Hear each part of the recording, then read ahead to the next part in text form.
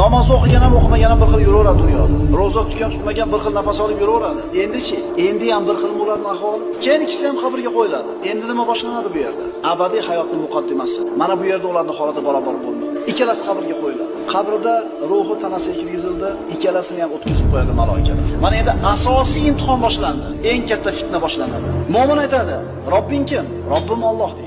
"Dining nima?" "Dinim Islom." "Sizlarning oranglarga bir kishi yuborilgan.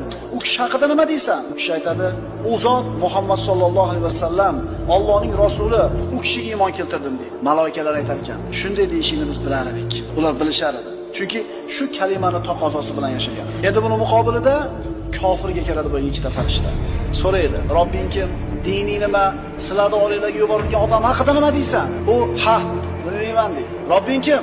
"Ha, bilmayman. Odamlar nima desa shuni deyradim." "Dining nima?" "Ha, bilmayman." U haq degani qo'rqayotganligini belgisi. Sizlarning oranglarda bir kishi yuborilgan. "Nima deysan u haqida?" "Ha, odamlar nima desa men ham shuni aytganman" deydi. Farishtalar aytadi: "Bilmading, o'qimading.